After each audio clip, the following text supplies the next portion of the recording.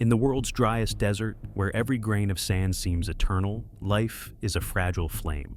Beneath the sun-blanched plains of the Atacama lies a secret long buried, one that would shatter a family's world, shroud a nation in disbelief, and force us to confront how love can curdle into darkness.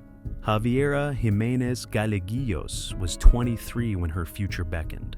A dedicated dental student at the University of Antofagasta, she moved through life with the confidence of someone who could fix broken smiles, both in the clinic and online. Through her social media channels, she shared study tips, humanitarian dreams, and glimpses of her laughter. Her followers numbered in the tens of thousands, but for her family and friends, she was simply Javiera, daughter, sister, confidant. They recall a bright spark in her eyes, a radiance that made even the harshest winter seem warm. Yet behind the curated posts and friendly good morning videos, an insidious shadow took root. When Javiera met Andres Sutar in early 2022, he appeared to be the supportive partner she deserved, attentive, protective, and eager to learn about her world. But as their relationship deepened, small fissures began to appear. He grew jealous if she spoke with male classmates. He pressured her to share every detail of her day. He accused her of flirting when she smiled at friends on campus. Friends remember her confiding that something felt off, but they hoped it was just a rough patch, until it wasn't. On the morning of August 27, 2022, Javiera and Andres set out for Salima, 50 miles inland from Antofagasta, for what was meant to be a brief weekend escape. She posted a selfie at dawn, the desert sun glinting off her windshield. But hours later, her car was found abandoned at a roadside gas station, the engine cold, her phone inside, and one solitary earring on the ground. No note, no sign of foul play.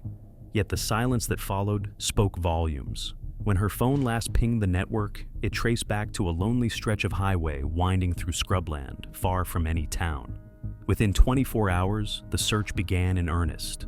Local police, volunteers, and armed forces scoured the sun-baked terrain, combing every wash and rocky outcrop. News outlets buzzed with speculation. Had she run away? Was she in danger? By day 3, a text message arrived on her mother's phone, allegedly from Javiera.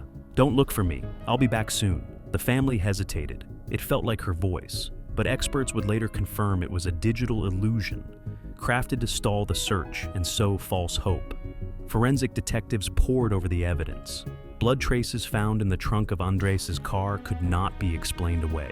His alibi, he was checking his phone at home, crumbled when investigators matched his location data against cell tower logs. Under mounting pressure, he painted a portrait of a couple in crisis, of misunderstandings and impetuous flight, but no harm intended. Yet whispers soon linked him to a copper theft ring operating in the region's abandoned mines. A man with secrets, desperate to elude both the law and those who loved Javiera most. Before Chilean authorities could issue an arrest warrant, Sutar vanished. He slipped across the border into Bolivia, using forged identity papers that bore the hallmarks of a professional operation. Months passed, leads went cold. But in the clandestine world of international policing, cold does not mean forgotten. Interpol agents traced money transfers to a modest apartment in Santa Cruz. Surveillance photos captured a man who looked nothing like the smiling boyfriend from Javiera's Instagram, but unmistakably like the fugitive at large. On January 8, 2024, under the cover of pre-dawn darkness, Bolivian special forces moved in. Flashbangs cleared the hallway, and Sutar, startled and unarmed, was handcuffed before he could scream. He barely resisted. By midday, he was in custody, no longer a ghost in the wind, but a man forced to answer for his crimes. In the interrogation room, he crumbled. He spoke of a heated argument that August day, of a moment of rage he could not control, and of a journey back to the desert where he buried the life he once loved. Armed with his confession, Chilean investigators returned to that lonely highway. It took hours to find the exact spot, but when they did, they uncovered the remains of their daughter, sister, friend. The grief that washed over her family was raw and complete, a wrenching confirmation that hope had been a mirage. In Santiago, prosecutors assembled a case built on blood analysis, GPS data, and Sutar's own words.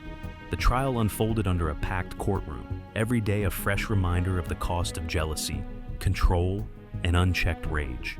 On March 15, 2024, a jury delivered its verdict, guilty on all counts.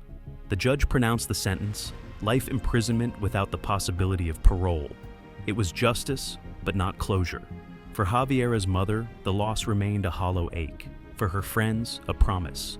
We will fight so no one else suffers like this. Across Chile, her story became a rallying cry against domestic violence and the misuse of digital tools to manipulate and deceive. Javiera's light was extinguished far too soon, but her legacy endures. In the halls of dental schools, students speak of her name with reverence. In support groups, survivors draw strength from her family's tenacity.